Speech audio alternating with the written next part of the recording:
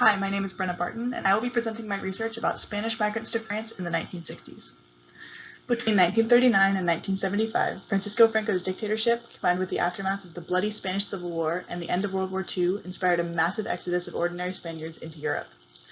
Over 600,000 people emigrated out of Spain during this period to escape political violence and extreme poverty. My research investigates the experience of those who were part of this migratory wave based off their own first-hand accounts in the form of letters. Some background. The letters that I studied for this project were handwritten by Spanish migrants who emigrated to France, specifically in the 1960s. Those who wrote letters tended to be young to middle-aged men, and a few women who worked in agriculture or were laborers. These letters exist because of a radio station called La Pirenaica, which ran a program like a call-in radio show, which called migrants living outside of Spain to write to the station about their lives. It received letters about everything from work, to family, to entertainment, to politics. Throughout its lifespan, the radio station received upwards of 15,000 letters. Not every letter was read on air, but the station still saved the letters it received, and now these letters live in an archive in Madrid. This research was born out of my work as a research assistant for Professor Julie Weiss, who was working on a project on comparative migrations after World War II. Professor Weiss went to the archive in Madrid that houses these letters and made copies of around 200 to use in her research. I translated around 50 of these copied letters into English, and I labeled them according to several of our categories.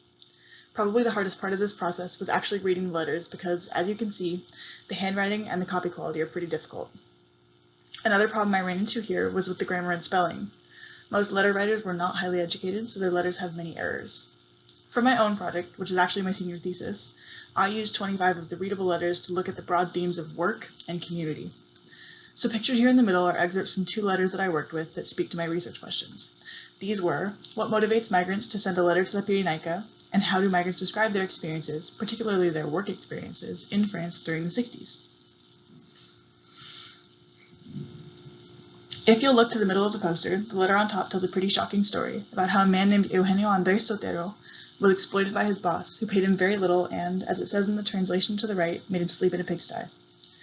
The letter below Eugenio's is from Garcia Sanchez, who wrote to the radio station to explain what drove him out of Spain. You can see in my translation to the left that he explicitly asks the radio station to read his letter aloud so that he can warn the audience about the difficulties he was having in France. These 2 example letters speak to different themes within my research, those themes of work and community. These 2 themes were the ones that authors talked about most across all the letters I read, which is why I chose them to guide my analysis of their experiences. What I found was that through these letters, Spanish migrants formed their own narrative of the decades under Franco's regime, which contradicts the official story of prosperity. Through their accounts of difficult working and living conditions in France, I found that emigrating to France was not the miracle fix many writers were hoping for.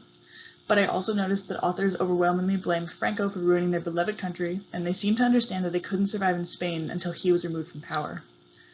I've found pretty fascinating information about working and living conditions for migrant workers as well, like the ones described in the letter on top.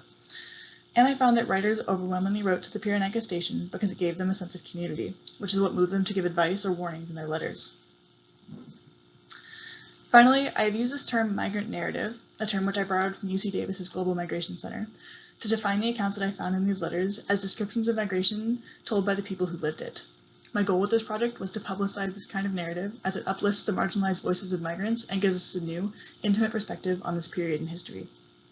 Thank you for listening, and thank you to Professor Weiss and the VPRI Fellowship Program for making this research possible.